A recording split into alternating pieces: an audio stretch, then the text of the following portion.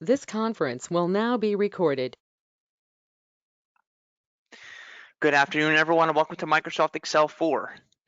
In our final Excel class, we'll be talking about sorting and filtering and pivot tables, which are basically a better way to sort and filter when using Excel. All right, just a quick reminder that in this class, we are using Excel 2019, which is one of the more recent versions of this program. As long as you have access to Excel 2007 or later, or you have a Microsoft 365 subscription, you'll see whatever you learn in this particular version can be easily applied to those other versions. So in this class, we're going to do just a little bit of review like we did in Excel 3. We're going to review applying formulas to data ranges and review formatting our data ranges. Okay, just to dress them up a little bit, make them a little more presentable. Once we cover those fundamentals, we're then going to jump into some new things. So we're going to talk about sorting our data by multiple levels or columns and filtering our data. Okay, your sorting and filtering tools are available in your ribbon. In a couple places, we'll go over those as we go through class. All right, but it is one of those places is your home tab, so it is right there in plain sight, sort and filter. And we've covered sorting a little bit in previous Excel classes, but we've only done simple sorting. In this class, I'll show you how to sort by multiple columns, not just by one. And we'll also talk about filtering, of course. Once we cover the fundamentals of sorting and filtering, that's going to set us up nicely for pivot tables, okay? Pivot tables are an object, much like a chart and graph, that we can insert on top of our worksheet. And essentially, they are another way to sort and filter your data. Okay, but we get more information from a pivot table. So there are a few benefits to using pivot tables rather than just sorting and filtering your data set itself. Okay, so we'll talk about those benefits as we go through. And this is just a little example. I'm going to show you this a bit more up close right now, what a pivot table looks like. Okay, we essentially have the table on the left there, and on the right side, a pivot table fields pane. This pane should look a bit familiar to you because it's something similar to what we used in Excel 3 last week when we talk about formatting options. So it's a similar similar view, but of course the tools there are different because we're talking about an entirely different object, pivot tables. Now pivot tables, they are powerful tools we use to calculate, summarize, and analyze data, and they help you to see comparisons, patterns, and trends in your data, much like, again, charts and graphs. Okay, the difference though is that pivot tables are really meant for sorting and filtering. Charts and graphs are kind of just static in a sense, whereas pivot tables are meant to pivot. We're meant to pivot our view, hence the name pivot tables. So we'll talk about the benefits of pivot tables a bit later when we get to them. But I just wanted to show you real quick what a pivot table looks like so you have an idea of where we're headed.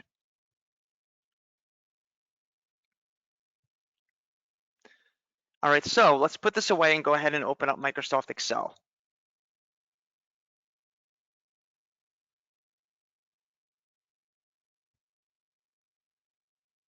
Oops, there it is. All right, so just a reminder that when we open up these Office programs, whether it's Excel, Word, PowerPoint, or Publisher, the first screen we come to is our Start screen, which contains on the right side a template gallery. Okay, those are those built-in, pre-designed, ready-made specific types of projects. In this case, specific types of worksheets built on specific categories, some of which are listed up here next to suggested searches. And remember, if you choose one of those suggested searches, such as budgets, you'll see a number of templates based on that category. And on the right side, you'll see the full list of other categories. All right, but today we're going to be building our actually, we're going to be using an existing workbook and then building our pivot table using that data. So I'm going to click the back button in the upper left-hand corner. And on the left side, we have that list of recent files created and saved in this program. So we're able to use this as a kind of a jump list. So we can jump back into one of these files to begin working on it again. And as we can see, I have Excels 1, 2, and 3 here from our previous classes. Now I want to get to my Excel 4 workbook, so I'm just going to go down here and click on Open Other Workbooks. And let's see, it should be, yeah, I'll get to it from the actual folder, Class Samples. Oops, I went to the wrong one, Desktop.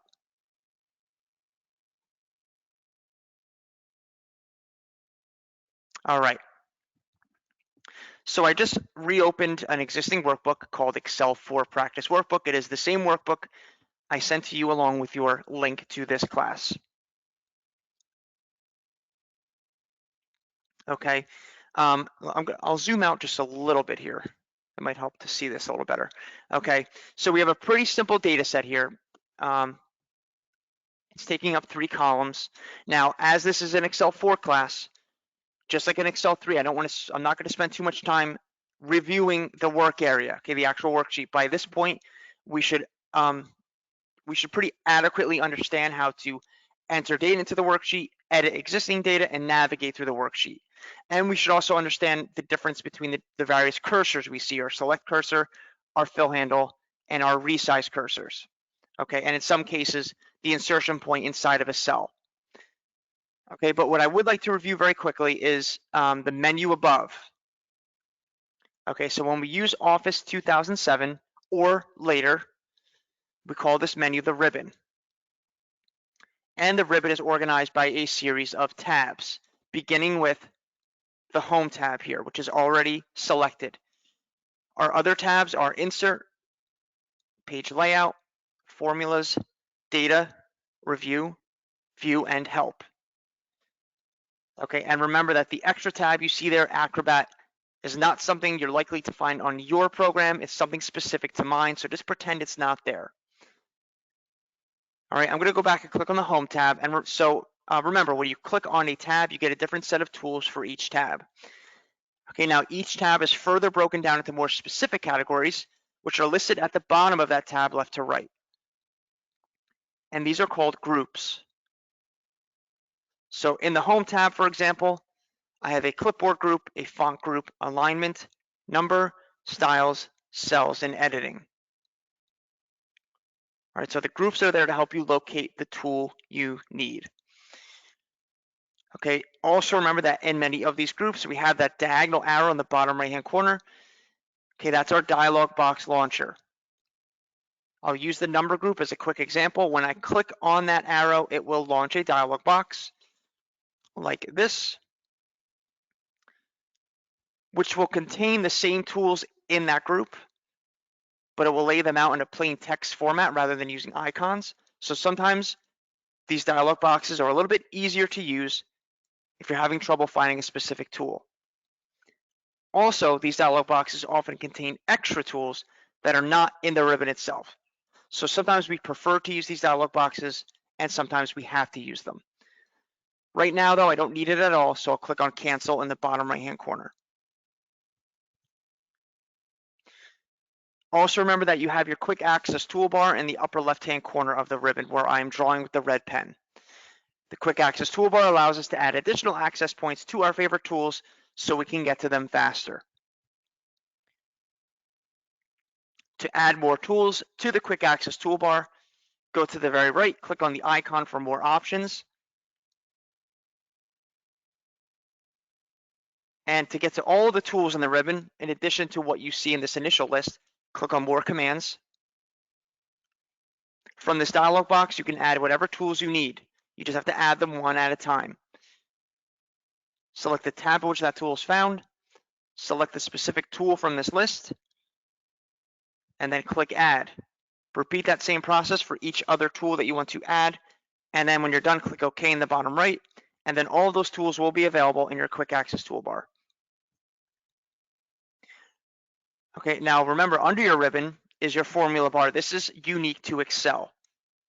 The formula bar displays the contents of a cell that is selected, right? Whatever's inside the cell. Okay, that's especially important for formulas, hence the name formula bar, because when we enter a formula into a cell on our worksheet, the cell is going to show us the answer the formula produces. So if we forget how the formula is spelled out, or we're just trying to verify whether there's a formula there at all, we look in the formula bar and that's where we'll see it. Last but not least, underneath of the worksheet, you have your sheet tabs. Remember that in Excel, we're able to add more worksheets to one workbook file. And we do that by just clicking on the plus sign here every time we want to add a new sheet. And as we've discussed in other classes, if you right click on a tab, you will get a contextual menu containing commands through which we can manage these tabs. We could delete the tab entirely, we can rename it, we can move it to a different place in our workbook or to another workbook entirely. We could also copy it to another place in our workbook or to another workbook. Okay, you can password protect it and a few other options that I encourage you to explore when you're practicing.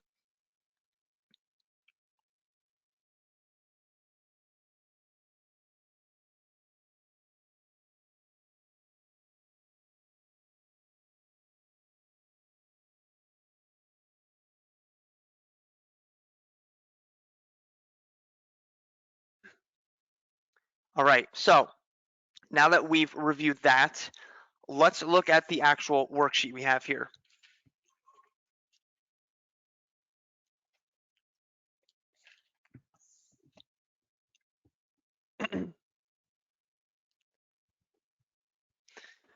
So right now, some of this data is cut off, and that's okay. I kind of saved it like that on purpose because I want us to be able to practice resizing rows and columns. But essentially what we have here, we have column A is made up of a salesperson column. All right, in row 1, we have some labels, column labels set up. All right, so in cell A1, we have a salesperson label, which means that all these values underneath these are the names of individual salespeople that belong to our business. In column B, we have a label in row 1 called region. Underneath, a number of unique values. So these are the regions in which each salesperson works, in which each salesperson works, right? The region that they travel through perhaps to sell the products. And then in column C, in row 1, we have a label called number of orders. So we're tracking the number of orders that each salesperson sold. And we'll just say for the year 2021, all right, for the entire year. So again, we're keeping track of the salespeople that belong to our business, the regions in which they work, and the number of orders that they sold last year. So we're going to be using this to practice sorting and filtering, and then we're going to eventually convert it into a pivot table. Now, before we get into all that, let's just do some basics. First of all, of course, a lot of this data is cut off, so we should resize. We should resize our column widths left to right.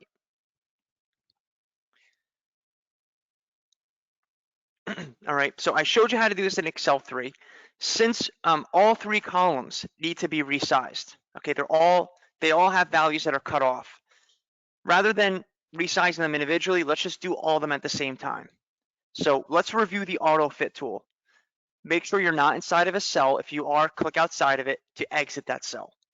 Once you are outside of any cell, bring your mouse pointer up between your column letters and you will get your two-way arrow.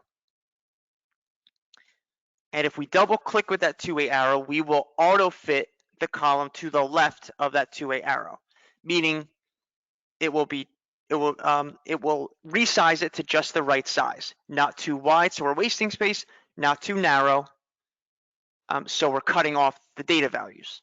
Okay, and that's with a double click. That's the auto fit.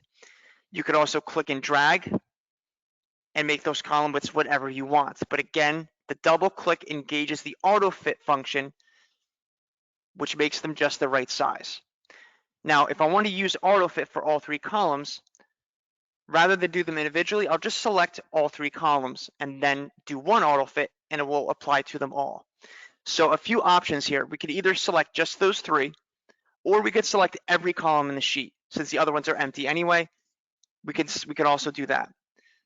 So to select individual columns or multiple columns, we could use that control key on the keyboard.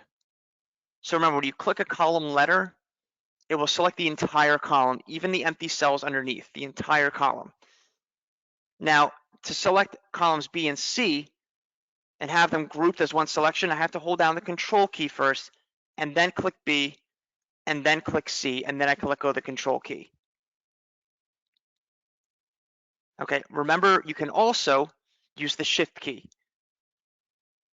Select your first column normally, and with the shift key, just select the last column in that range C, and it will grab everything in between. So either of those options works.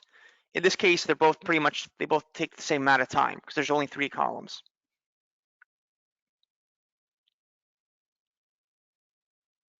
Okay, otherwise, like I said, because we have empty columns to the right, I could technically just grab the whole worksheet.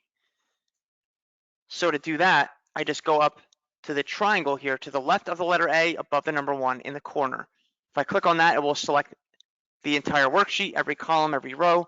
So if I auto fit one column, it will apply to them all. So I'll double click between A and B. It could be B and C, it could be D and E, doesn't matter.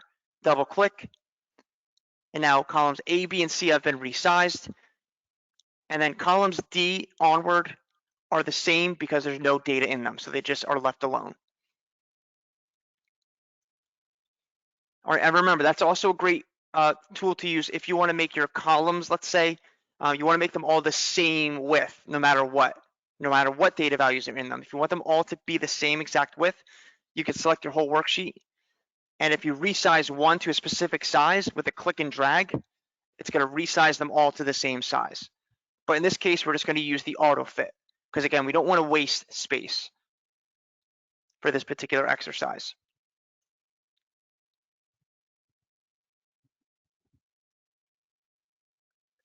All right, now the next thing I want to do is I want to get a little more information from this.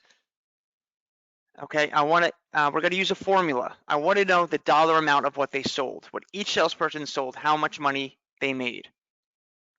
Okay, now just to keep things simple, we're pretending that in this case, this particular sheet is tracking just one type of product. All right, and I'm saying that because everything's going to cost the same amount of money. Okay, again, just to keep things simple here. So we're just tracking how much they sold of one product in the past year. So let's just say that product cost $4.99. So every time they sold it, it was $4.99. All right, so let's set up our formula in column D directly adjacent to column C. Remember, formulas do not have to go directly adjacent to the cells that they reference. They can go anywhere. But for the sake of keeping it all on one screen so you can see it, and in case I want to print it, I'm going to put it right next door so it's all close together. Now, before I set up that formula, I should probably set up a label. So in cell D1, I'll create a label called total sales. Now, if you look at that cell, I have not exited the cell yet. Notice how the green border on the right is not showing. That means that this value is a bit too long for the column width. So we'll just resize or auto fit column D real quick. Okay, but before I can do that, I need to exit the cell. Now I'll bring my mouse pointer up between D and E and just double click. Perfect.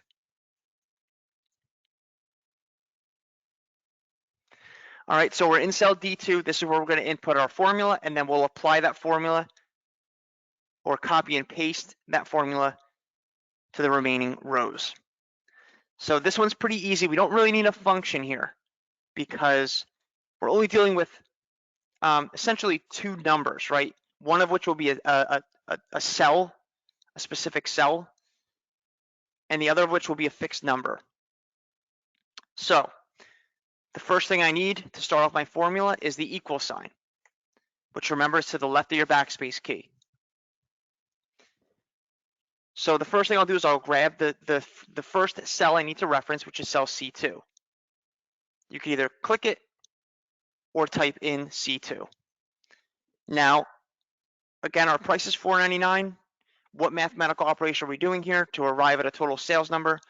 We're going to be multiplying, right? Multiplying the number of orders by the cost per item.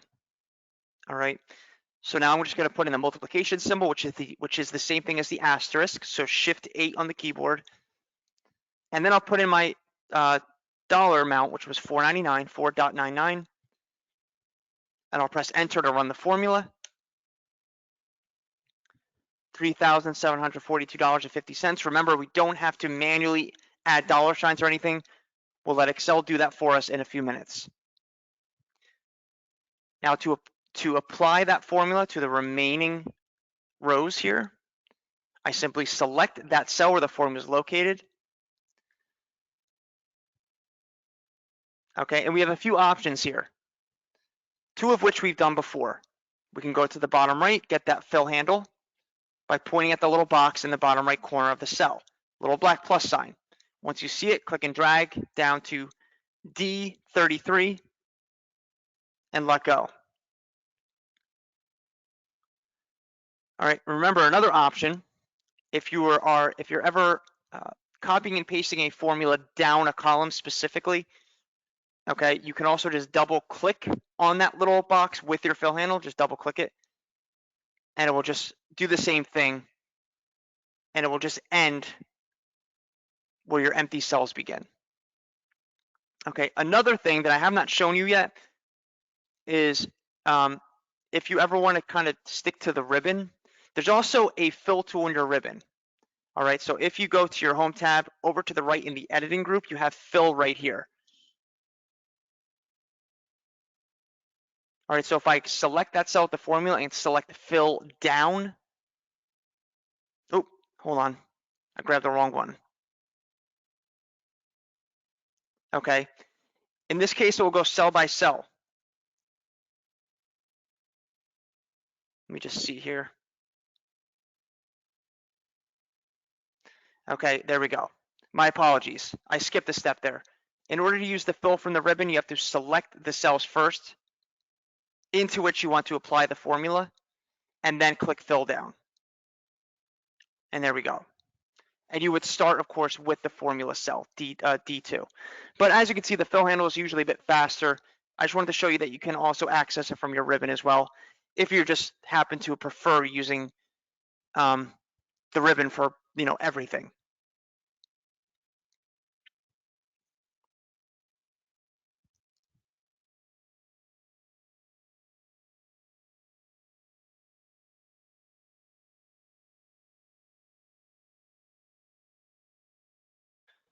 All right. So we've established that formula, we've copied and pasted it, or we've filled it. So last but not least, I might just want to, as I always like to do, I always like to dress up my column labels.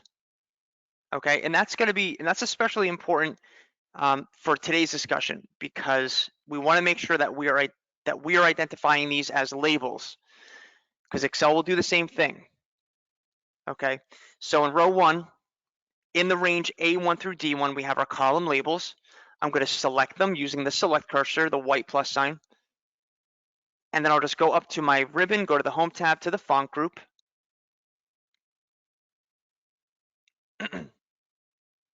I'll select B for bold. I'll go over to the fill color tool, the little paint bucket, click on the drop down for more color choices, select the color from the palette, and then I'll go over to the alignment group and click on center alignment. Now, we don't have to format these like in any way for Excel to recognize them as labels. It's just something that I like to do to sort of visually remind myself and maybe somebody else who's reading this that these are labels, they are not unique values.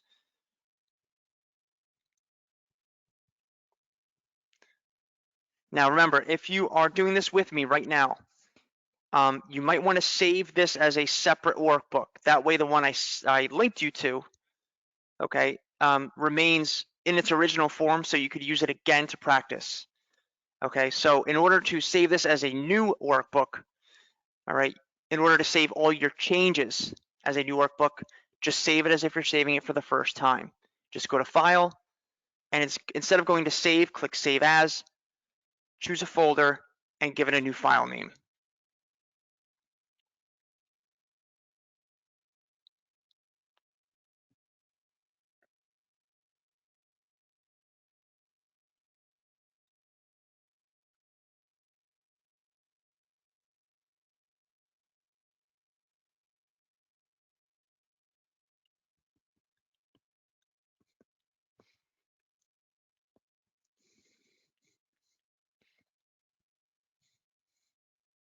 Okay, so we have all that information now. So let's talk about sorting and filtering. Oh, I'm sorry, I forgot one more thing. Currency, see? I knew I was forgetting something.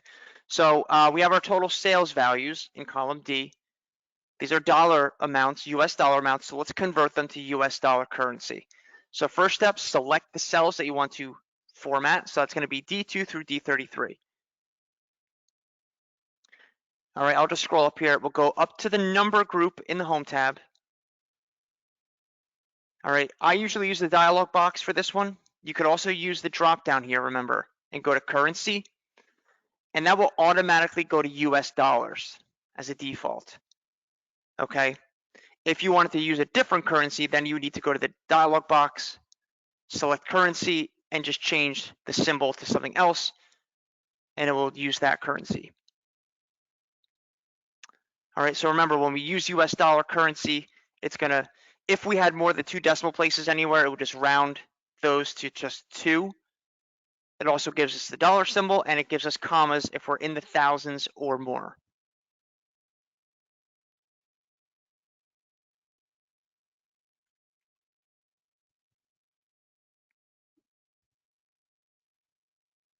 All right, now we can talk about sorting and filtering. So, as I mentioned earlier, in previous Excel classes, we did some simple sorting where we just took maybe something like column A here, salesperson, and sorted it by name, or sorted it by alphabetically, excuse me, A to Z. Okay. Now a difference though is that at this point we have 4 columns filled in. Okay. So when we did this previously, we only had 1 column and then we sorted it. Okay. But when you have more than 1 column, now we have basically associated data values, right? So Norman Osborne here in cell A2, there are other values associated with that value. And I'm talking about the Far West region next door, 750 orders, and his total sales. So if I sort the salesperson column, I need to make sure that the associated values are sorted with it, so nothing gets mismatched. So now we need to be careful. So this is going to introduce the idea of sorting by levels or sorting by columns. Okay, so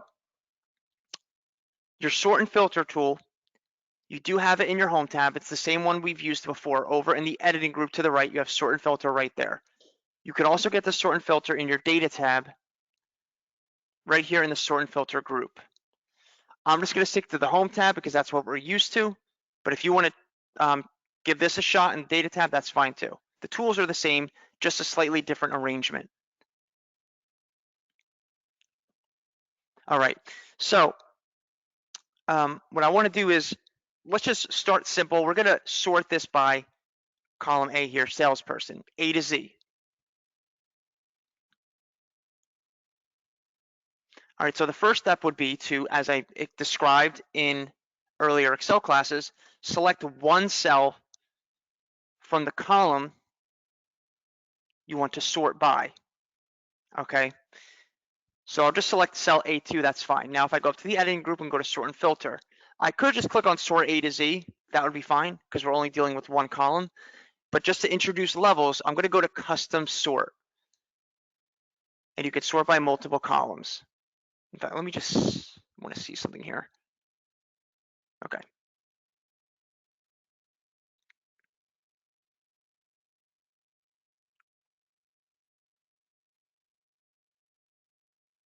All right, so when we do this, we get a sort dialog box. Now we'll talk about some of these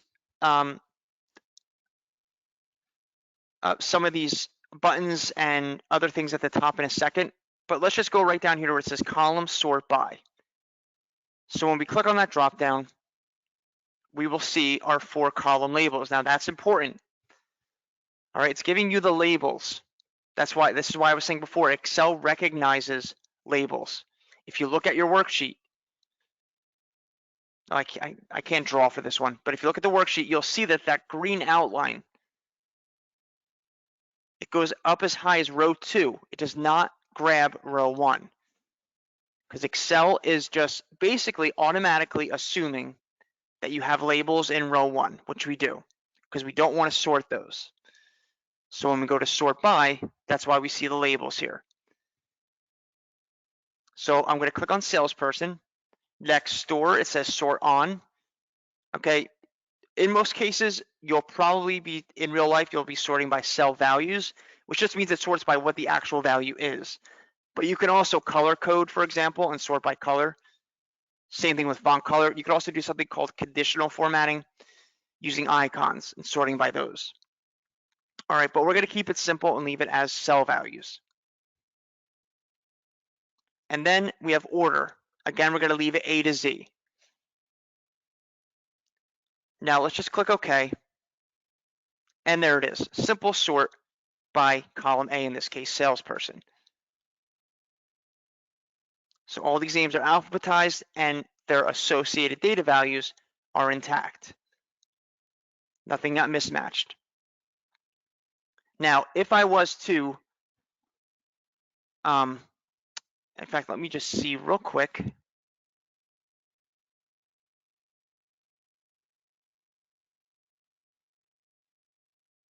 Yeah.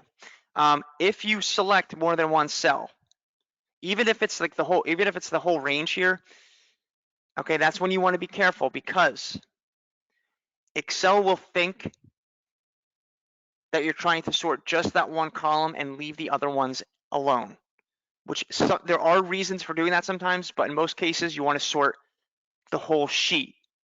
You don't want to sort just the range, you want to sort the whole sheet by a specific column. All right, so if you make that mistake, like I'm doing right now, Excel will give me a sort warning. So just remember that. So there's kind of a double check before you make that mistake. And it will say, do you want to expand the selection, which means it's going to select all the other columns so you do it correctly, or do you want to continue with the current selection, which would only sort what I've selected? Okay. And even if you still make the mistake, remember, you can always just undo anyway. It's not a big deal. But just to avoid that mistake, the best thing to do is just to select one cell from the range that you want to sort by, or the column you want to sort by, and then do your sort. All right, now let's take this another step further. I want to sort by two columns. So I'm going to go back. This time it doesn't really matter where I'm clicking. Okay. I'm going to go to custom sort again under sort and filter.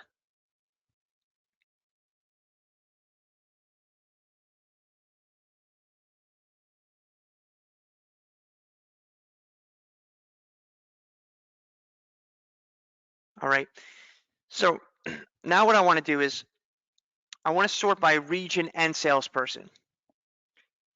So essentially I want the regions grouped together alphabetically, and then I want the salespeople arranged alphabetically. Now the order in which you sort matters, of course, because in the case of region here, we have duplicate values, right? So for example, Rocky Mountains here, it appears if I see at least two of them, but there could be more. Far West, I see two here. There could be more. But when you have a duplicate value, essentially, we would consider this the kind of broader of the two columns, right? In terms of how unique the data value is. Salesperson, on the other hand, each name only appears once. So those are more unique than the values that are in column B, region. So you want to start by the broader or broadest, okay? So when I go to sort by, I'm going to start with region. I'm going to leave it as cell values, A to Z. Now when I want to add another column to sort by, up here I click add level. So it says sort by region, then by, and I'll click salesperson. Again, cell values A to Z, I'll click OK. So you can see what it did. It first sorted by region. The far west, all four of them are grouped together. And then within that group, we'll call it, within that subset, the four salespeople in that region are also alphabetized. And then when we get to a new region like Great Lakes, okay, the names just start over again A to Z because now we're in a different region. So we sorted by region and then by salesperson.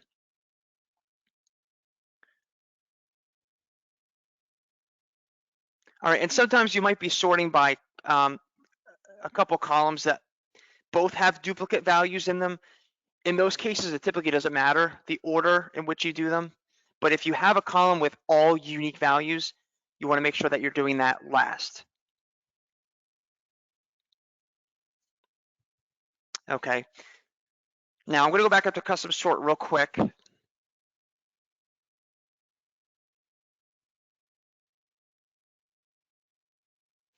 And I just want to point out the My Data Has Headers box here. This is what allows Excel to identify your labels as labels. If that's unchecked, okay, it's going to grab row 1 and notice what it says now. Sort by column B, column A. So it's going by the generic names. And if I sort, for example, region is going to go down underneath Mideast down here because that's an R. So it's going to think it's an actual value and place it in the sort, which we don't want. We want it to be left alone. So by making sure that box is checked off, it recognizes row 1 as labels and leaves them out of the sort.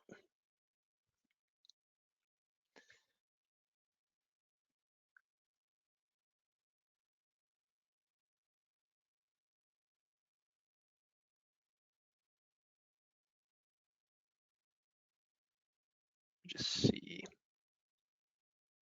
Yeah. And you can sort by rows, by the way. I always like to mention that. If you go to options here, you can change it to sort left to right, and you could sort by rows instead of columns.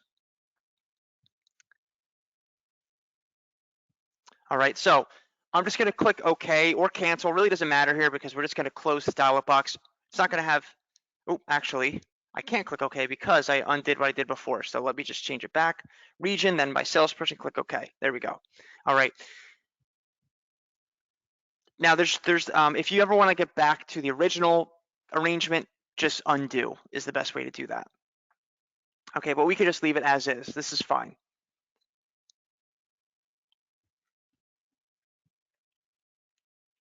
And of course, if we were to sort by column C or D, where we have numbers, instead of A to Z, Z to A, it would be smallest to largest or largest to smallest.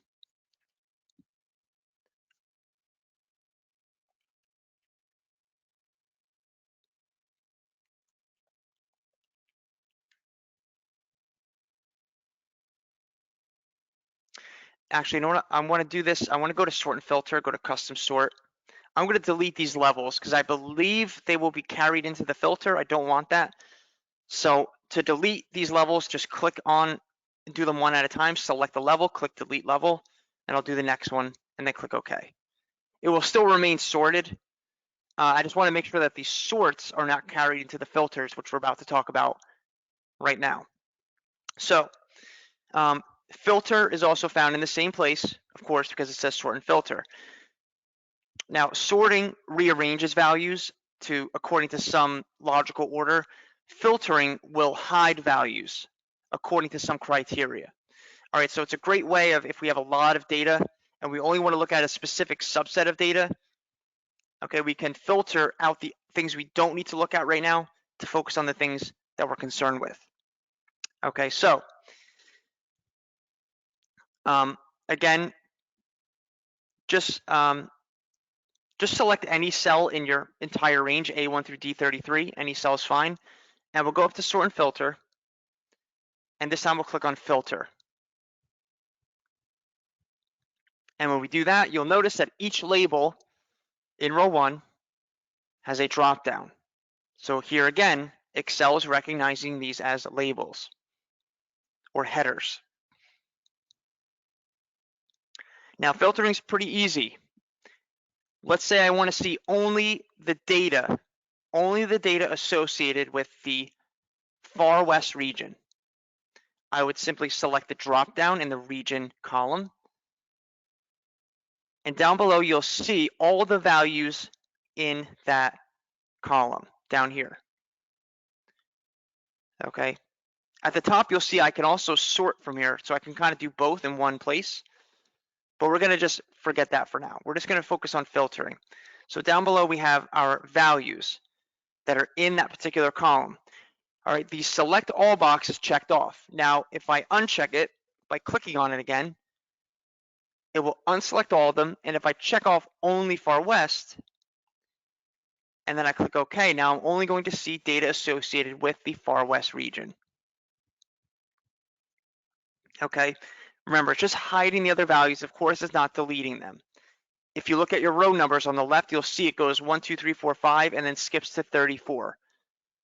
That's because all those rows are currently hidden.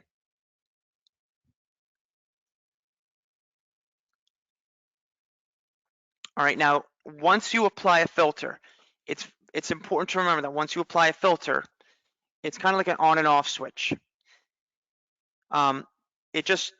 It will stay on until you turn it off or clear it. Okay, in fact, if you were to print a filtered subset of data, it would print it out just like this, just the filtered portion. So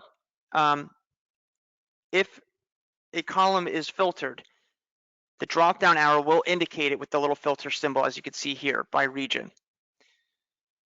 So it's just a good habit when you're done filtering to clear that filter. So by clicking on the drop-down, again, you'll see clear filter from region, click on it, and it'll be back to normal.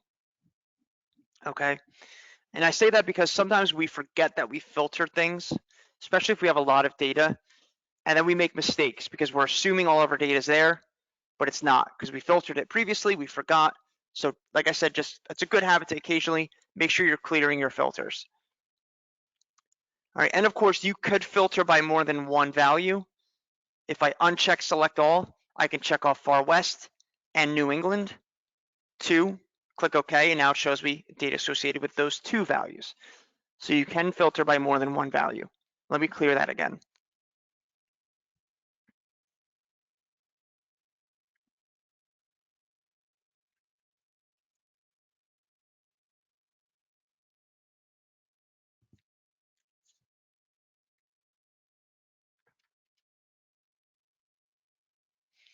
All right, now there are other ways to filter your data other than just by the value itself. Kind of like we could sort by other things than the value itself. So when working with text values, you have something called text filters. When working with number values, you have something called number filters. Let's talk about number filters first. Let's say I want to see only those salespeople who have sold 800 or more orders. So I want to see only those salespeople that sold 800 or more orders. So I'll start by going to the number of orders, column C. I'll go to that drop down. And instead of going to the values underneath, I'm going to go to this option called number filters. And you'll see a number of options there. Equals, does not equal, greater than, etc., etc. All right, so 800 or more. So I can select greater than or equal to. I'm going to get a dialog box. I could still make some changes, okay, if I need to, but we're going to leave it just as is. You can even combine these filters. Notice how it says and or. You can combine them or do sort of an or relationship, okay? We're just going to leave it with this one. And in this box here, we'll type in 800. So is greater than or equal to 800. And then we'll click OK. And now it only shows me the salespeople that sold 800 or more.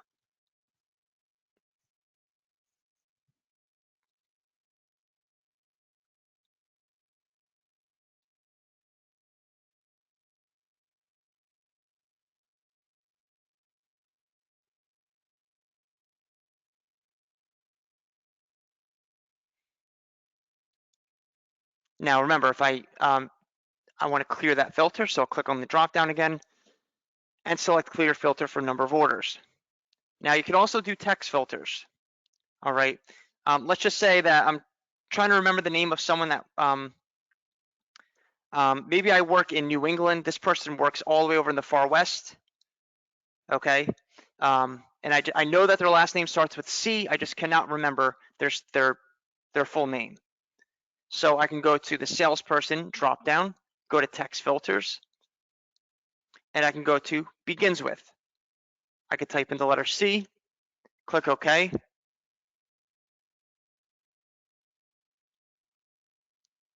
All right, and we see the two people with far west.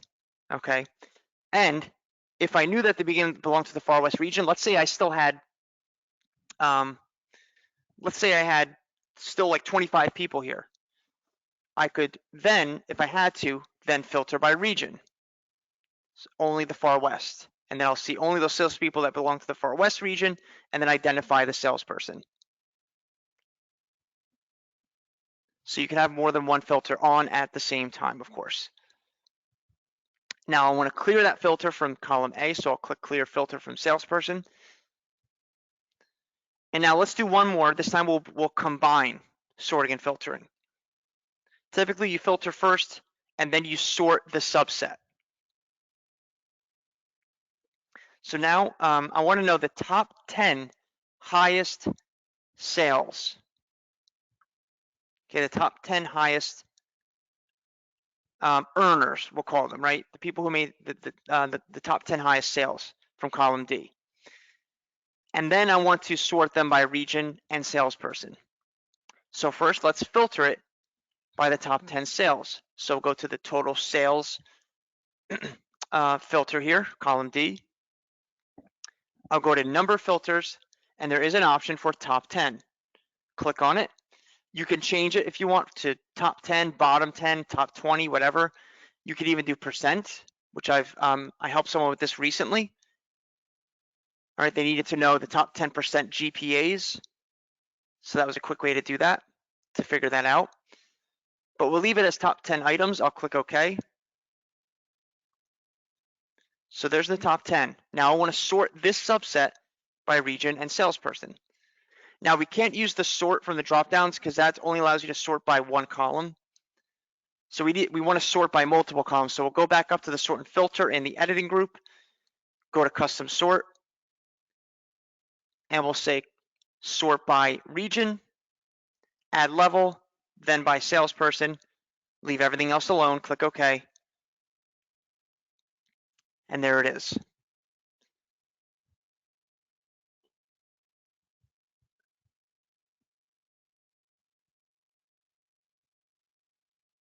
So you'll notice for a couple of these regions, New England and Plains, the salespeople in that particular region are alphabetized. KV here and MP here.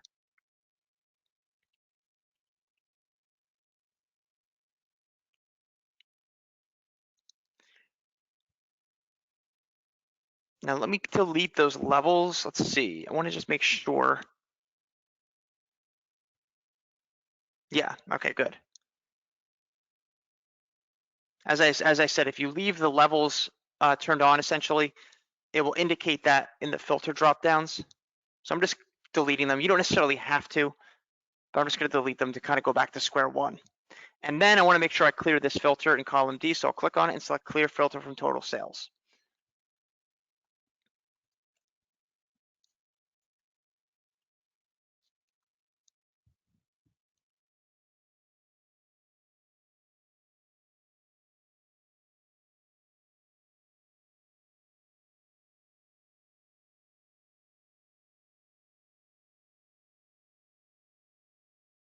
All right, so those are the basics of sorting and filtering by multiple columns or levels.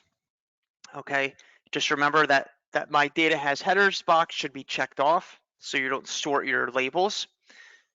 And you want to arrange, typically you want to arrange levels by the broader or broadest of your categories, starting at the top, and then the most specific of those categories or most unique data values at the bottom. Okay, top down. And then when we filter, as I said, you can sort by more than one value at a time in a column. You can also use those other types of filters, like we saw, number filters and text filters. And always a good habit to clear your filters when you're done so you don't mistakenly think you have your entire data set in front of you in case there are rows or columns hidden. All right, so this sets us up for pivot tables.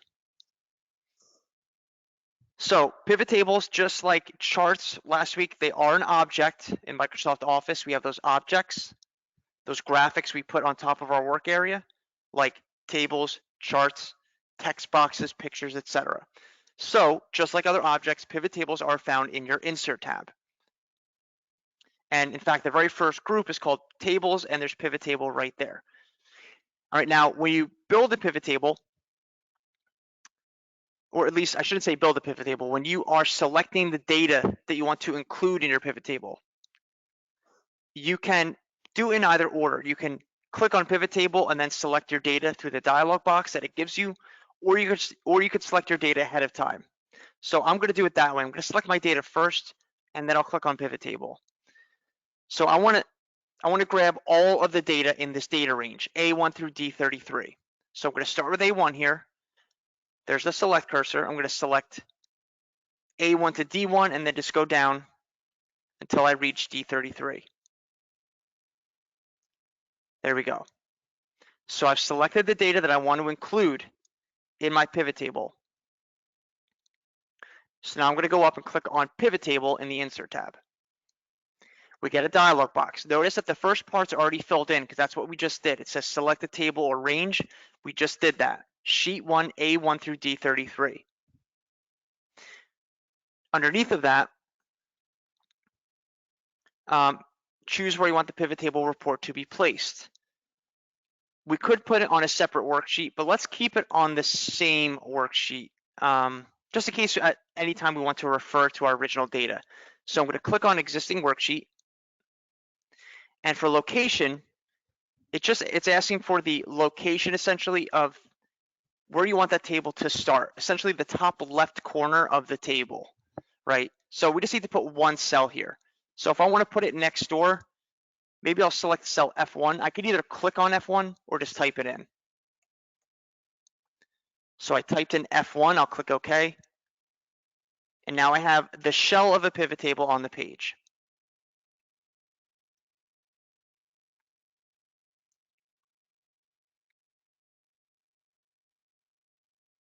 And it says to build a report, choose fields from the pivot table field list. So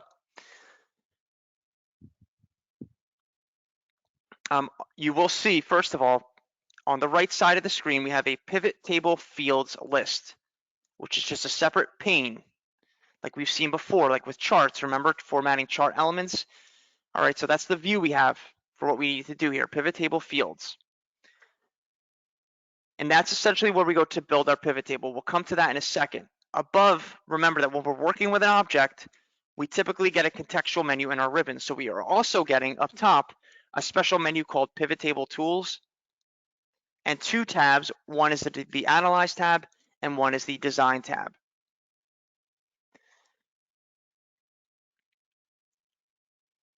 All right, now most of what we need to do with the pivot table is done in the pivot table fields list, but we will occasionally refer to the ribbon when needed.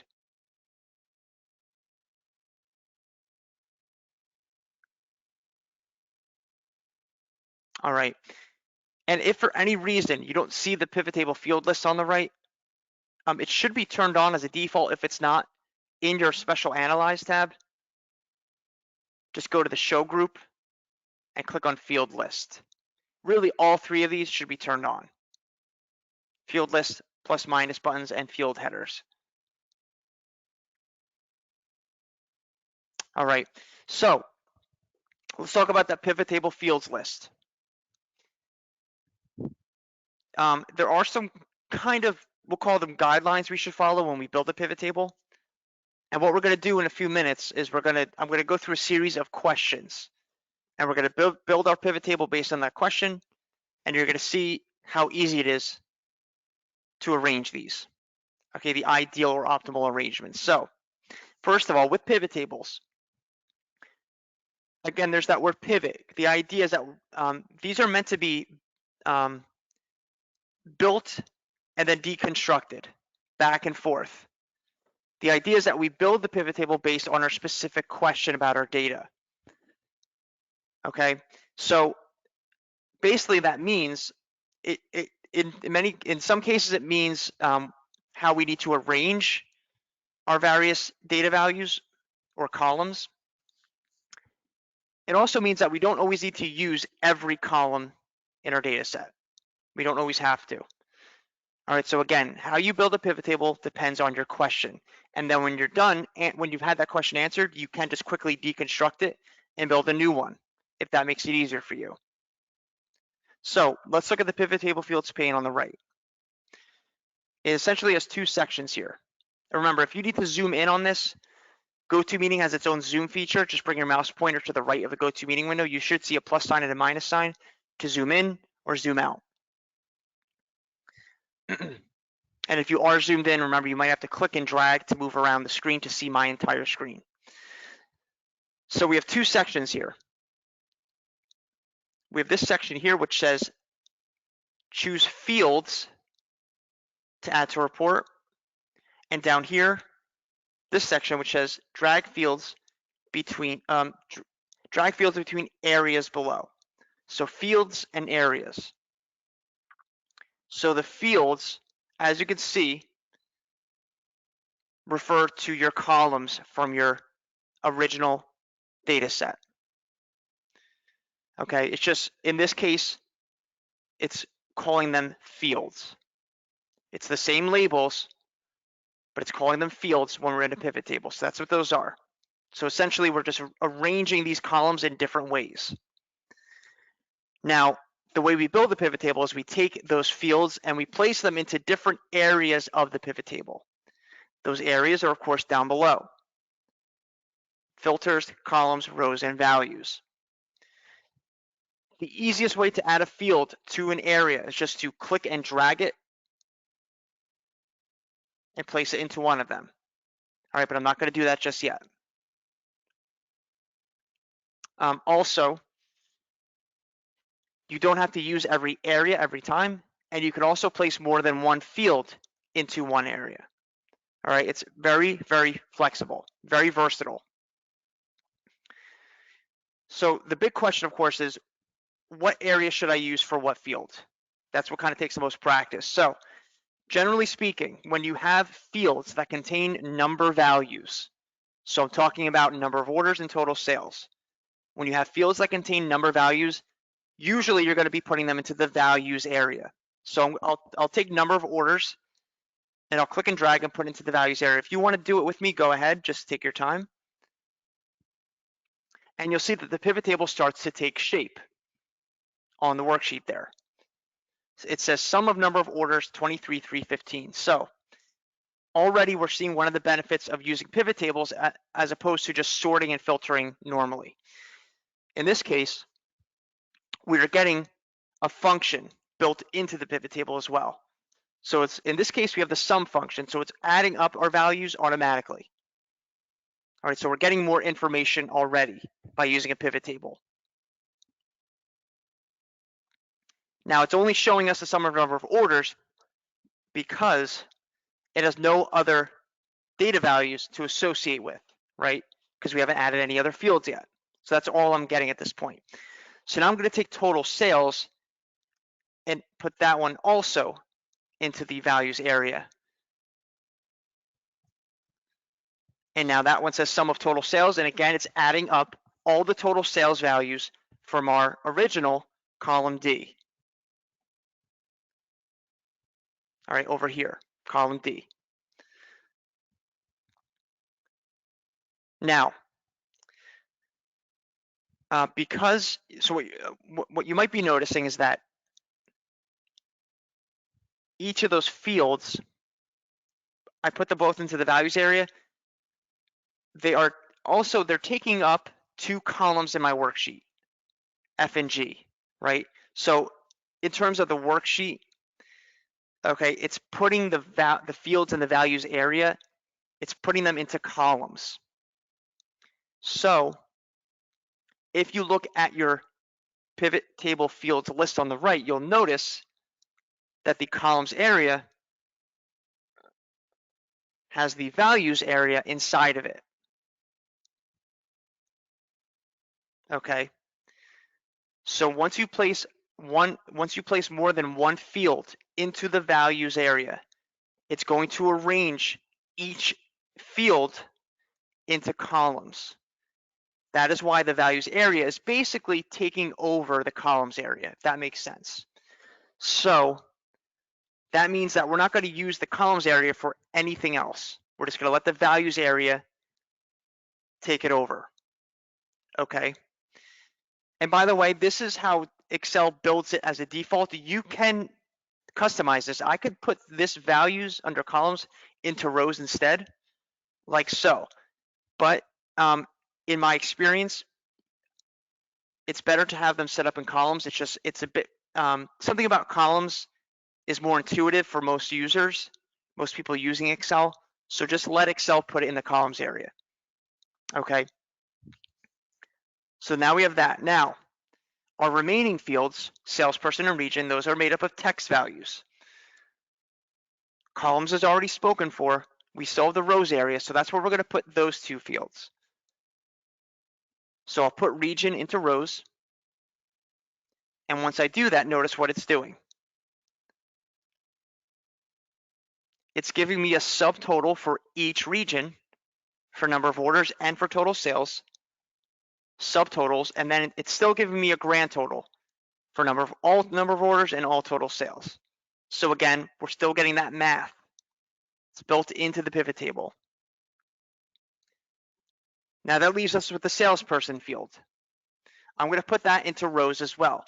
Here again, the order matters. Just like when we talked about sorting by columns, custom sort, region at the top, salesperson underneath, we want to do the same thing here. And I'll show you why in a second. I'm going to put salesperson, make sure it's underneath of region in the rows area. And this is how it will look. If you accidentally put it above region, it's not a big deal. You could just click and drag and relocate it. So what it's doing is, whatever's in the rows area, notice these are set up in rows. Okay, region and then salesperson, left to right. So what it's doing is your first field or your top field in the rows area is set up on the left or aligned left. Okay, the next field in the rows area is indented to the right. All right, in other Office classes, we talked about a multi-level list, PowerPoint and Microsoft Word. We're seeing something similar here again. So think of this as region as kind of your main field in the rows area, and then salesperson, your dependent field or your secondary field in the rows area. That's why they're indented. Okay. And it's giving me the associated values for each salesperson. 760, 3792, right? And I still have the subtotals per region, and I still have the grand totals at the bottom.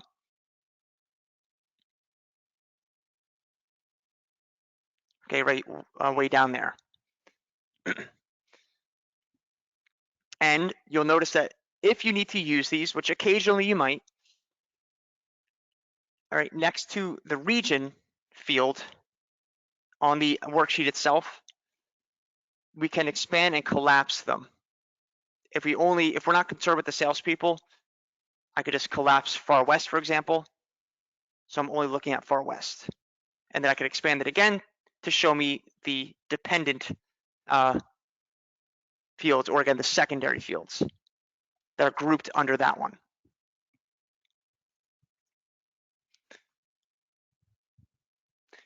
Now, we haven't talked about the filters area yet. We will come to that. I think it's a little easier to explain that one as we're doing these exercises. So we will come to the filters area in a little bit. Now, a couple more things that I want to touch on, and then we'll start building our own pivot tables. Of course, like I said, pivot tables are also meant for sorting and filtering. So you'll see where it says row labels. There's that drop down. Again, that's a filter. If I click on that, we see a very similar to menu to what we saw before. We can sort. We could also filter. Okay, now the only tricky thing is that we have two different fields taking up one column, column F, region field, salesperson field. So if I need to sort or filter, I need to make sure that I'm selecting the right field from this drop down here. Because again, they're both taking up the same column, so we need to specify the field if we're going to sort and filter. region salesperson. Again, that drop down is right at the top of that menu. I can also sort the values over here in the number of orders and total sales fields. So if I need to sort them largest to smallest, smallest to largest, I can do that. In that case, you can use a right-click contextual menu, or if you want to stick to the ribbon, you can just use the sort and filter from your home tab. Okay, you could use that as well. So again, sorting and filtering for your row labels, generally we stick to this menu here, the drop down. Sorting the values from the values area over here, we would stick to just the sort and filter in the ribbon, or like I said, the right click. All right, so with all that said, I'm going to deconstruct this table now. All right, so a couple of things. You can always remove fields just by clicking and dragging. So remember, we could always move fields between different areas. If you could see what I'm doing down there, I'm just clicking and dragging and moving this around. Or if you want to remove it completely, just click and drag and put it back up into the main list, and that will remove it. Okay, but the fastest way to clear the entire pivot table in one shot is to go up to your Analyze tab under Pivot Table Tools, go to the Actions group, select Clear, and then click Clear All. And then you'll be back to square one.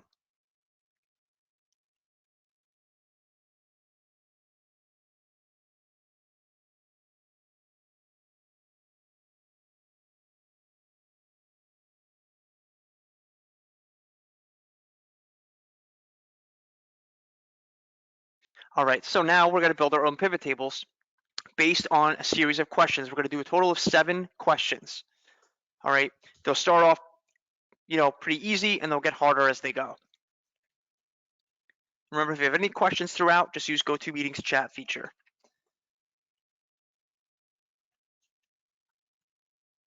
Excuse me.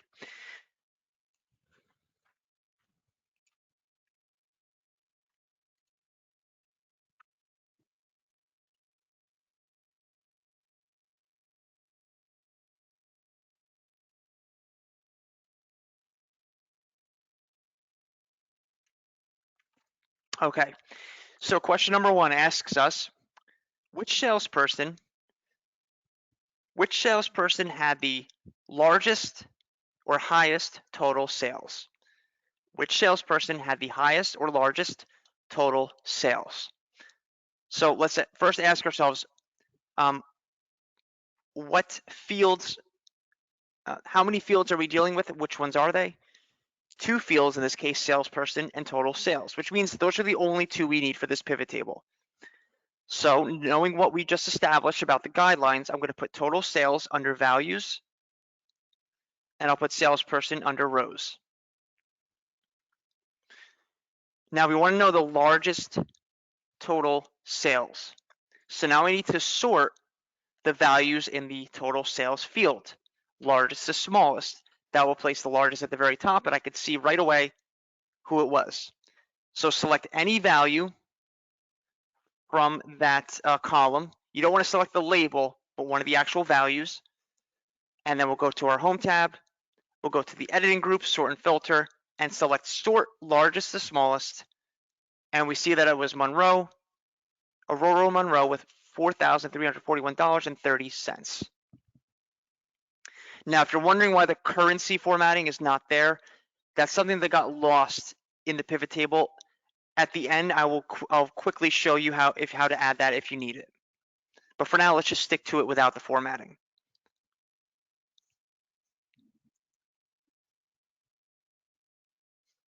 All right, so that was a pretty simple one. So we just established which fields we need. We arranged them accordingly, and then we just did a simple sort to arrive at our answer. So to do the next one, between each one, I'm gonna clear it out just so we can practice starting from scratch. So I'm gonna clear it out by going up to the Analyze tab, Actions group, clear dropdown, clear all. Question number 2 asks us something very similar. Which salesperson had the smallest number of orders? Which salesperson had the smallest number of orders? So how many fields are we talking about? Which ones are they? 2 fields, salesperson and number of orders. So again, number of orders, that field contains number values. So I'm going to put that in the values area. Salesperson will go under rows. And we want smallest to largest this time. So select any one value from your number of orders column or field. Again, you can go to your home tab, sort and filter, or use the right click sort, and it goes smallest to largest. Either one works the same way. Smallest to largest, and we see that it was Clark Kent with 575 orders. Smallest number of orders across the whole company.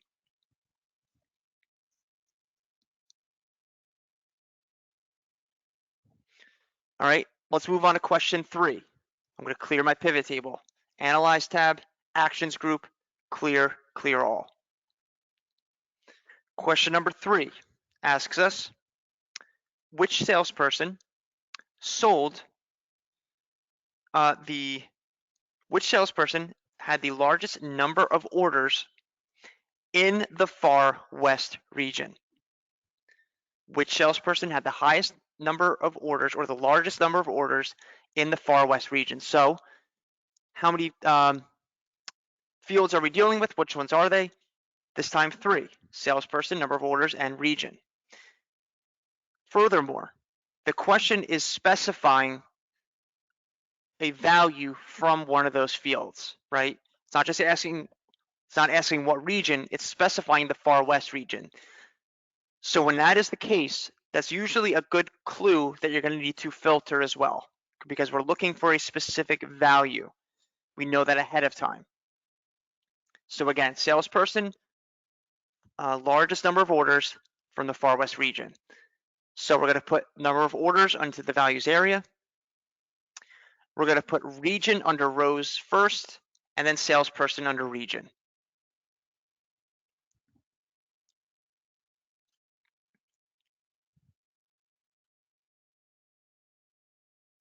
So first, let's filter. We're only concerned with the far west. So what am I going to do? I'm going to go up to the row labels in cell F1, click on the drop down there for my filter. Make sure it says region under select field. We'll go down, uncheck select all, check off only far west. Click OK.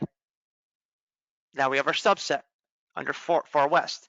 Now we can sort largest to smallest. So select any value. Now this one can be a little bit tricky. When you're doing this, when you're sorting in the values area like this, make sure you're grabbing one of the unique values from your original data set, not a subtotal or a grand total. All right, it has to be one of the values from your original data set. So those would be the ones here next to each salesperson. So select any one of those 4, doesn't matter which. And then home tab, sort and filter, sort largest to smallest. And we see that it was Oswald Cobblepot with 800.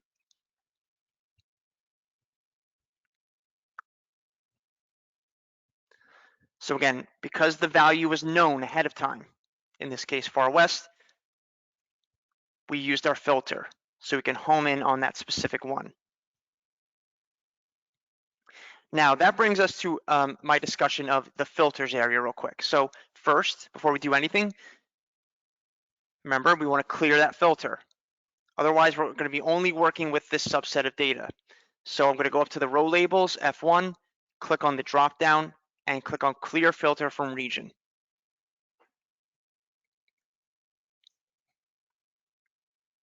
Now, another thing I could have done, because I knew that I wanted to filter the region field, I knew that ahead of time, I could have put region into the filters area down here, which I'll do right now. And when I do that, you'll notice you'll get one big filter for your whole table. Okay, and when I click on the drop down, it looks kind of similar to what we saw before. Okay, but in this case, I can select all. If I want to select multiple items, there are no check boxes. I would have to check off the select multiple items box here, and that would give me check boxes. Okay. In this case, we only want one, far west. So I could click on far west. That's the only one selected. And I can click OK. Now, it still narrows it down to the far west region, and then I could sort again and still get my answer of Oswald Cobblepot. However, a problem would arise if I was looking at data from more than one region. All right, so we'll see what I mean by that in just a minute. But in this case, we were able to use the filters area effectively. Now let me clear that filter. So I'll click on the drop down. Now in this case, there's no clear filter. You just have to click on all. So they're all showing. Okay. Notice, by the way, there's a search tool. So if you had a lot of data here, if you had like 100 values, you could search for the ones you need. All right, so I'm just going to click OK. I've selected all, click OK. Now they're all showing. Now I'm going to clear my whole pivot table. I'll go up to the Analyze tab, Actions group, clear, clear all.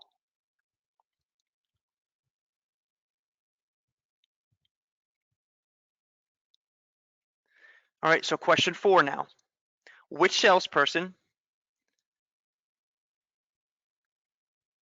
had the largest total sales in the Rocky Mountains, and which salesperson had the highest total sales in the Plains? Rocky Mountains and the Plains. So we're looking at 3 fields again: salesperson, total sales, and region. We want the largest total sales for 2 regions this time. We've specified 2 values: Rocky Mountains and Plains. So let's first let's do it the kind of, we'll call it the normal way. First, I'll put total sales under the values area, and then I'll take region, put it under rows, salesperson under region.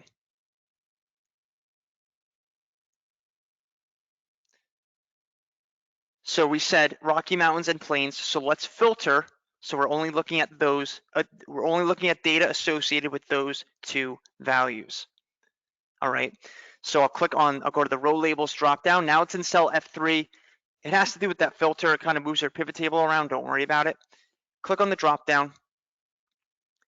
We'll unselect all, check off Plains and Rocky Mountains, and then we'll click OK. So there we go, Plains, Rocky Mountains. Now I want to know the largest total sales in each. And you'll see that when we sort, just like before, it's going to sort by group. Okay, so select any value. Remember, it has to be a unique value from your original data set. So one of the values next to salesperson, any one of them. And then we'll just go to the Home tab, Editing Group, Sort and Filter, sort largest to smallest. All right, and it sorts it largest to smallest by region. Remember, they're grouped. So I could see that for the Plains, it was Hank McCoy with 424150. And for the Rocky Mountains, it was Natasha Romanova with 409180.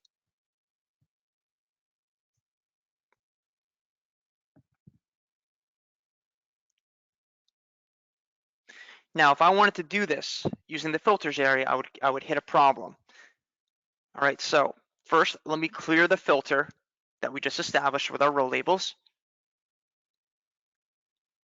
There we go. And I'm going to put region back into the filters area. And this time, I'll check off select multiple items down here. I always forget I can't use that drawing tool in conjunction with the dialog box like that. There we go. Or with the flyout menu, excuse me. Check off the box for select multiple items at the bottom of that list. And then I'll unselect all and only select Plains and Rocky Mountains. I'll click OK. And there we go. However, the problem is I don't know what region each of these salespeople belongs to, because it's not in the same view, right? We don't have that nice multi-level list. So for all I know, Natasha Romanova and Hank McCoy could be part of the same region. So I wouldn't really get the answer to my question. Now, I could, of course, just kind of toggle back and forth between my filters up top. That would be fine. But it might just make it easier if I just, in that case, put region under rows instead of filters.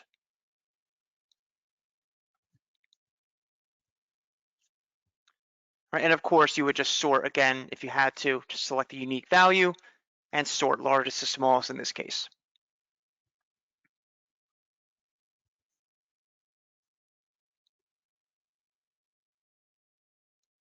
All right, let's clear that pivot table. Oh, I'm sorry, first clear the filter.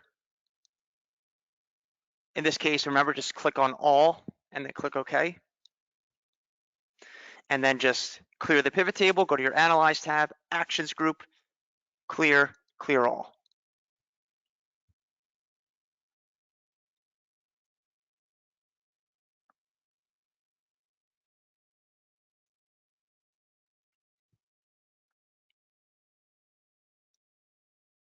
All right, question number 5 asks, in which region is Barton a salesperson?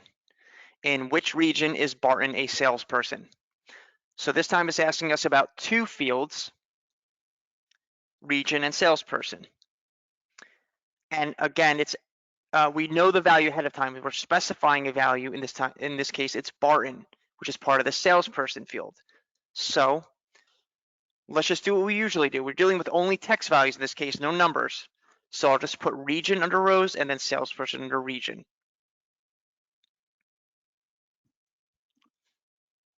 Now, if I go to row labels, we're looking for Barton, so I'm going to filter. But remember, we have to change the selected field from region to salesperson here. Now, when I go down, I'll just unselect all. Check off only Barton. Remember, you could always do a search if it's a long list. Click OK, and I get my answer, the Southwest region.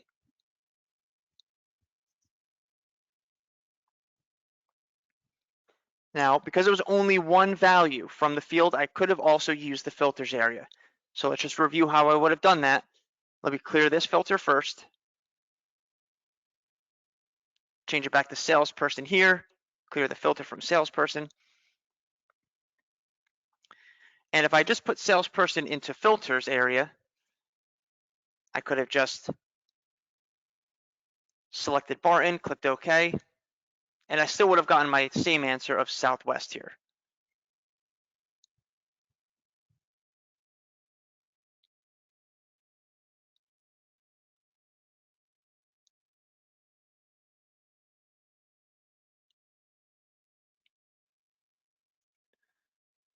All right, now I'm going to clear that filter. Remember, in this case, click on all, and then click OK. And then I'll just clear the pivot table by going to the Analyze tab, Actions group, clear, clear all. I'm going to take a sip of water real quick, and then we're going to finish up our last two questions, which are going to be a little bit trickier.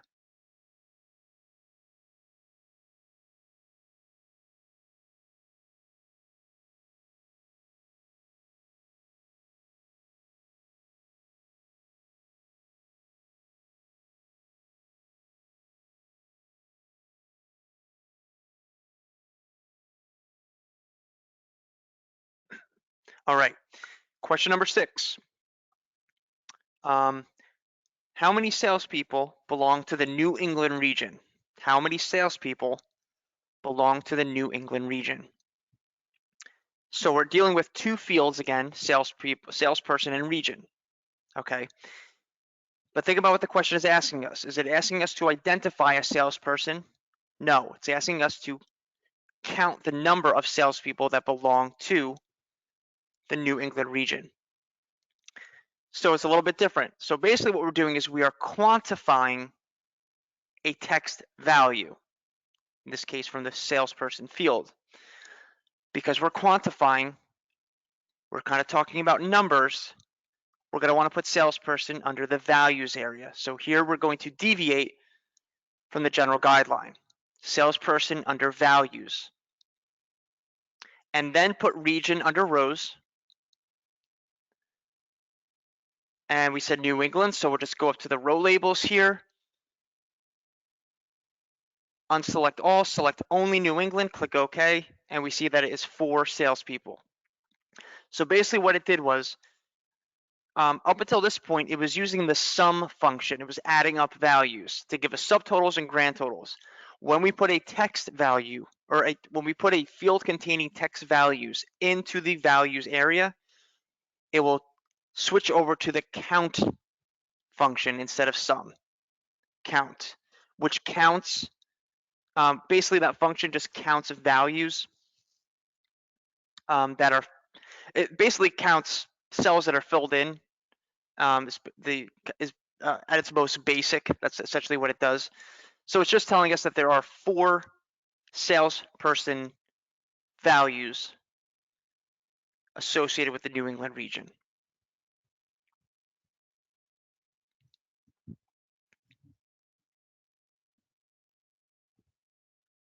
All right. I hope that makes sense. Again, because we're quantifying the text values, we put them under the values area. Now I'm going to clear that filter. I'm going to clear the pivot table, and we're going to do one more.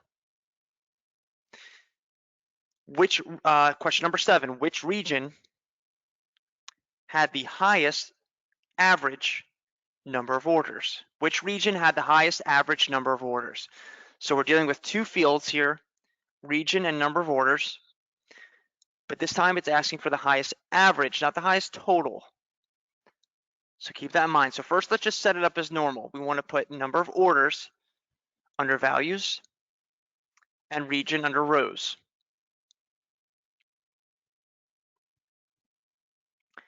So it's defaulting to the sum function. Remember that Excel offers the average function, which we talked about way back in Excel 1. Now to change the function, we're going to go to the pivot table fields list on the right, and where it says under values, where it says sum of number of orders here, you'll see there's a drop down menu. Okay, click on that menu. And at the very bottom of that menu, you'll see value field settings. Click on that, and here's where you can change how you want to summarize the values. In other words, the type of calculation or function that you want to use for those values. So from this list, I could just change sum to average. So I'll click on average, and then I'll click OK. Last but not least, we want to know the highest or largest average. So I'm going to sort largest to smallest, select any of those unique values, Home tab, sort and filter in the editing group, largest to smallest.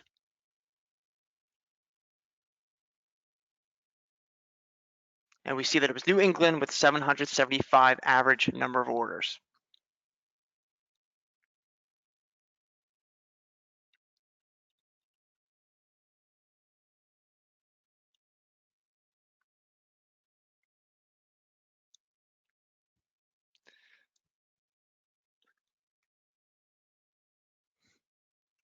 And remember, the function being used will be displayed in case you forget right there.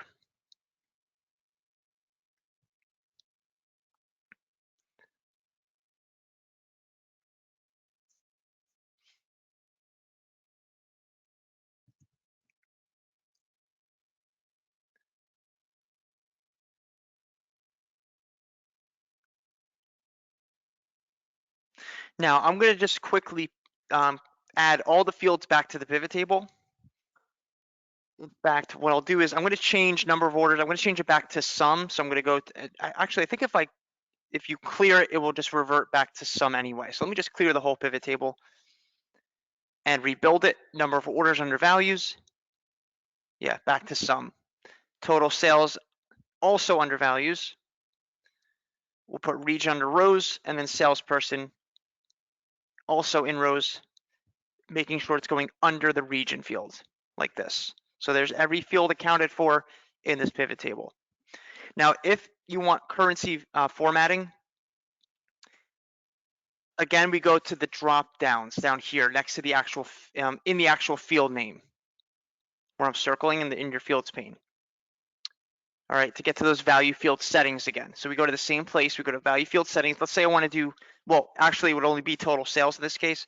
So I go to total sales, I go to value field settings, and you'll see in this dialog box, there's a button down here for number format.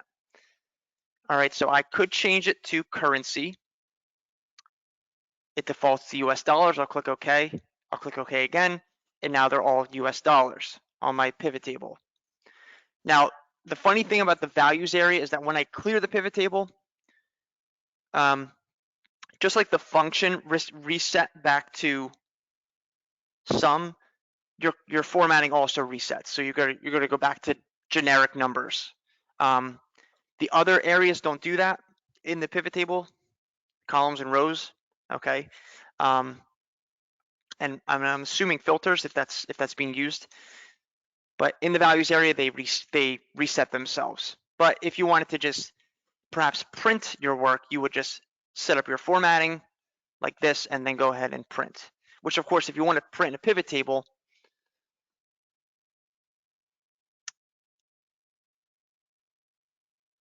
you would just select just the pivot table. And when you go to File Print, to your print preview, under Settings where it says Print Active Sheets, just change it to Print Selection. And there's your pivot table. Print Selection. All right, now a couple other things I wanted to touch on.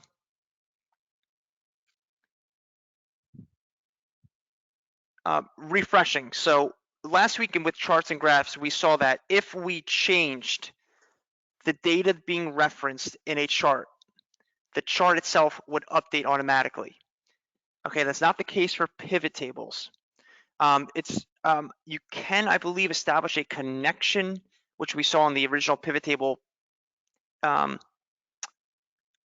tool under the Insert tab.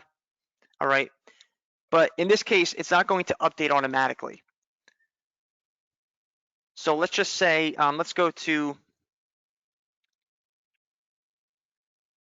I'll go to cell C2 here, where it says 760, America Chavez 760, and I'll just change it to, let's just say 10,000.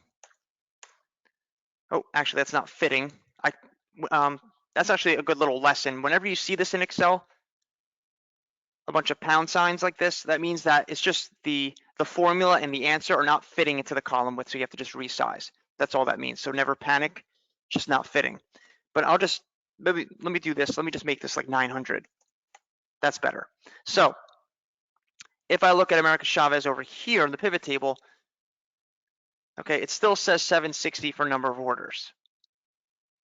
So if I need to update my pivot table to reflect the most recent changes to my data, in the Analyze tab under Pivot Table Tools, you will see in the data group refresh.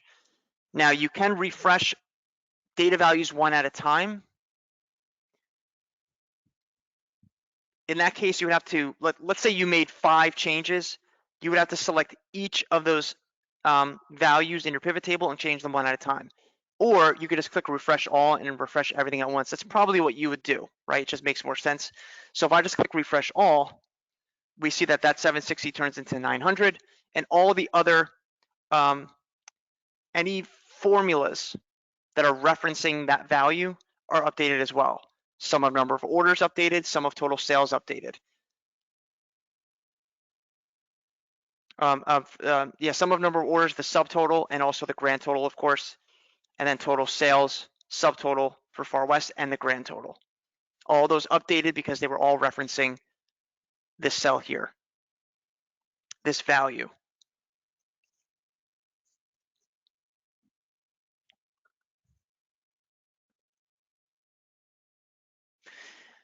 Okay, and you can kind of dress up your pivot table a bit. The quickest way to do that is to go to the Design tab and choose one of the pivot table styles.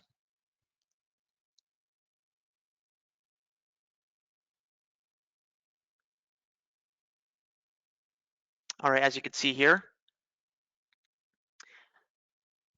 You can also change what's being presented in the table if you go to the Layout group in your Design tab. So for example, if you don't want subtotals at all, you can hide them, do not show subtotals. You could also change where they're located, at bottom or at top. Same with your grand totals, okay? You could also kind of change the way the report looks, compact form, outline form. And you could also have blank lines after each item if you don't want everything so compact or close together. All right, where you see blank rows there. And also in the Analyze tab, pivot charts, all right? So there is a way to basically combine pivot tables with charts. It will just take all the data in your pivot table and present it as a pivot chart in addition to the table. You can select the kind of chart you want.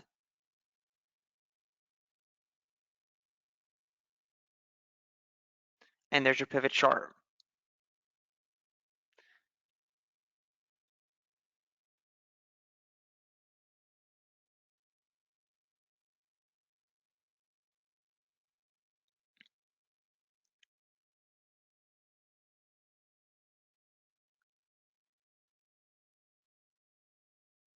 Let me just see here.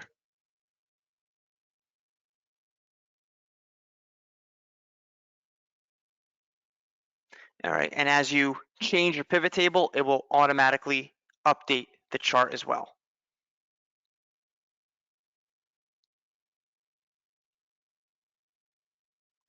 All right, I'm just going to delete that chart because I actually don't need it. I just wanted to show you that you can do that.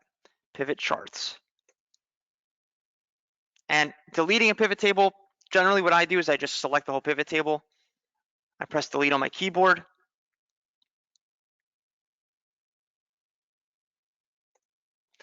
And then your column widths will still be the same dimensions that they were before.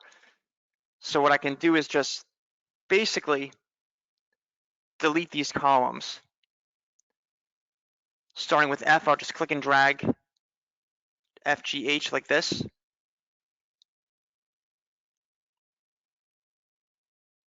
Or you could use your control key like we did before. And then I'll just go up to the cells group, go to delete, select delete sheet columns, and then everything will just get shifted to the left like so.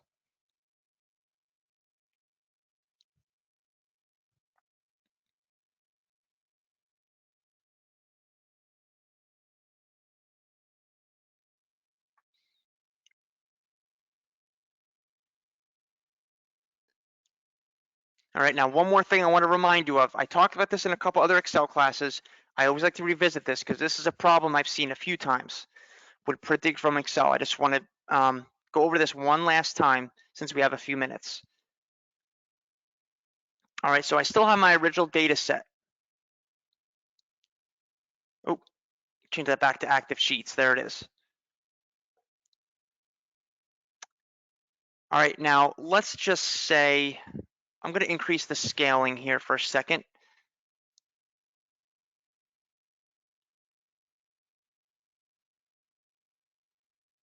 Okay, so let me actually make it even a little bit bigger.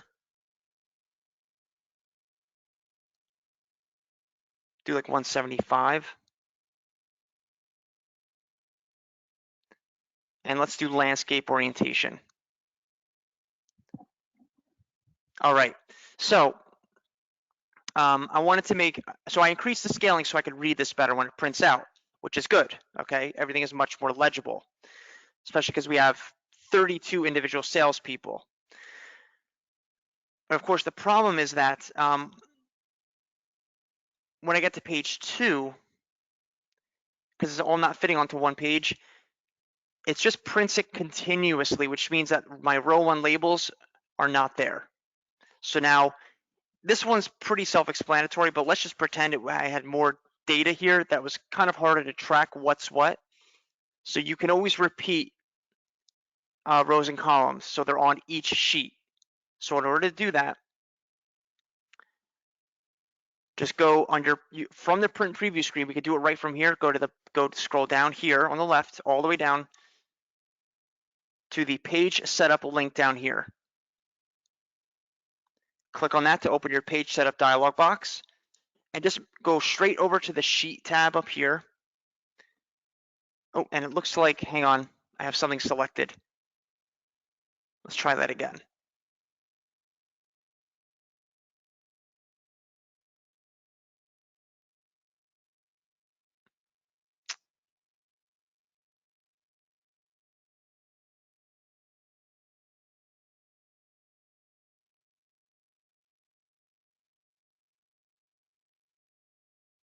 Turn off my filter.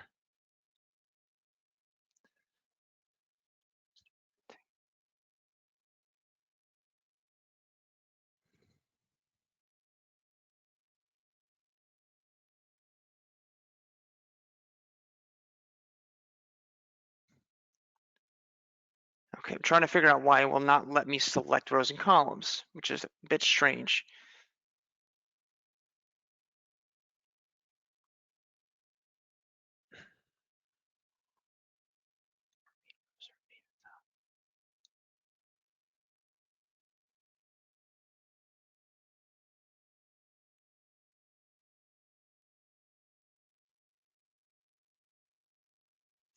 There must be something else selected in my sheet, and I'm trying to figure out what it is.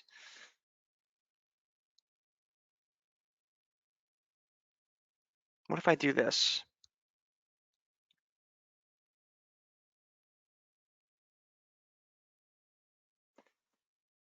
Selection.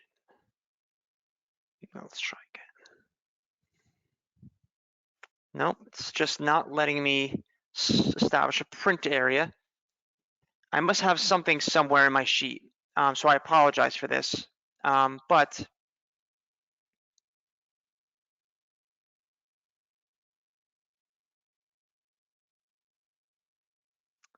I'm going to investigate this to figure out why it's not letting me select a row. But generally speaking, I would just go to rows to repeat at top. I would use the arrow here to make a selection on my worksheet. I would select row 1, click anywhere inside row 1, and then once I click OK, every subsequent page will have row 1 at the top, so I don't lose track of my labels.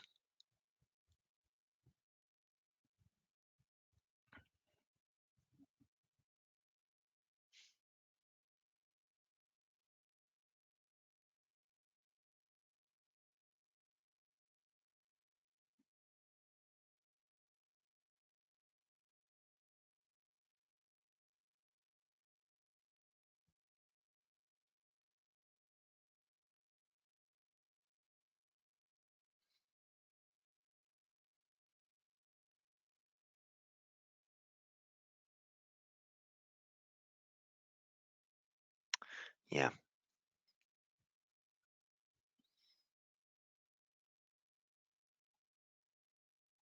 Only one selected. Usually that problem happens if you have another sheet selected, which of course we don't here. So I'm trying to figure out, I'm going to have to diagnose this to see how I can get select my rows and columns, but that's okay.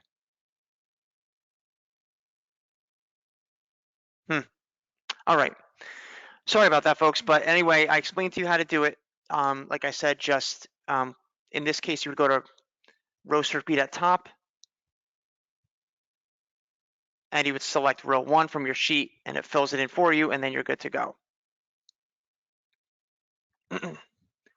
Getting a sip of water real quick, and then we're going to close out in 1 second.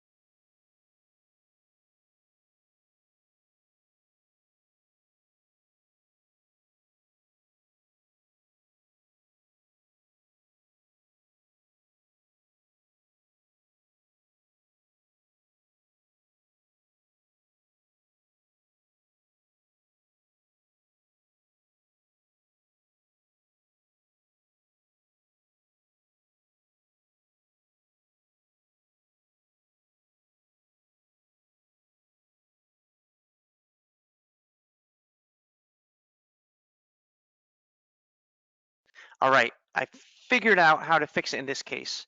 It looks like I had to freeze the row first, which we don't always have to do in Excel. So I need to figure out why it's forcing me to do that. It could be because I have the headers up there, and at this point it's established them as headers. I'm not really sure, but we did establish freezing panes in Excel too, right? Where we go to the View tab, and I could go to Freeze Panes, Freeze Top Row, okay? And once I've frozen the top row, then I can go to my File menu. I'll go to Print. Let me increase the scaling again so we get the full effect. Let me change this back to Print Active Sheets, and then go to Page Setup, then go to Sheet. See, and then it's grayed out again. So something is happening with the active sheet. I'll have to discern what that is, but yep, freeze top row, that works. Okay, so it's working for my page setup dialog box. I mean my page setup group, not from the print preview screen. So there could be a discrepancy there. Again, I'll have to find out what that is exactly. But if I go to the page setup dialog box through the page layout tab in the page setup group, here we have, it's letting me enter information into the print title section. So I can go to rows to repeat at top, click on that little arrow, select row 1, click on the little arrow again to open this dialog box back up. I'll go to print preview, and there's page 2 with my labels. Got it. That was going to drive me crazy.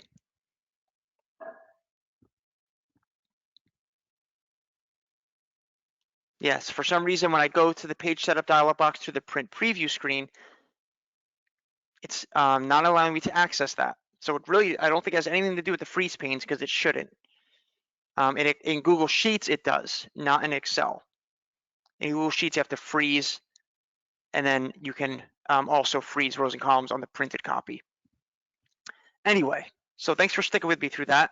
I really wanted to figure that out so I can give you the right information. All right, so if you have any other questions about what we learned here today, remember just send them through the GoToMeeting chat feature. I'll go through a few closing remarks real quick, and then we'll be all set for the day here. If you have to, I know it's just about 4 o'clock. If you have to take off, that's perfectly fine. Just click the X in the upper right-hand corner of the GoToMeeting window, and then select Leave Meeting.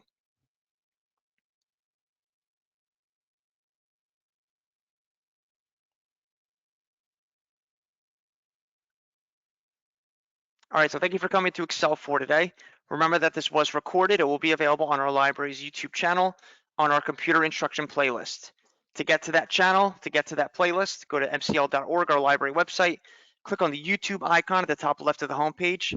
That will take you to our YouTube channel. Once you're there, go to playlist and select the computer instruction playlist. If you want to get to the handouts for this class and other classes, they are on our website. Go to mcl.org. Our main library website, click on Services from the main menu, and then select Technology Instruction. Once you're on the Technology Instruction page, just scroll down and you will see all the handouts listed by the name of the class.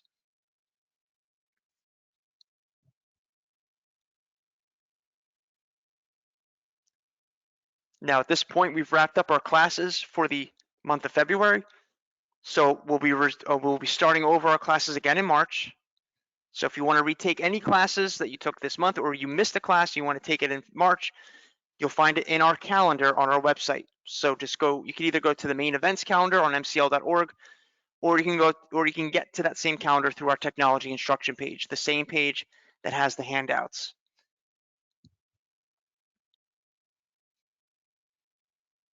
All right, the classes are posted. They'll be available for registration beginning tomorrow morning. Last but not least, remember we offer those virtual private sessions on select Fridays. So we'll have those on select Fridays in March. All right, between 10 a.m. and 2 p.m. Between those hours, we'll help you virtually with a computer project you may need some help with, or in some cases, we can help you troubleshoot problems with your tech device. So if you think you'd benefit from one of these sessions, please sign up. All right, just find them in the same computer class calendar with the other classes, and then follow the instructions to book your appointment. If you have any other questions about our technology instruction program, you can always send us an email to techclass@mcl.org. All right, if you have no further questions at this time, you can click on the X in the upper right-hand corner of the GoToMeeting window and then select Leave Meeting. If you are leaving us, thanks so much for coming today, and we hope to see you again in class very soon. Take care, everybody.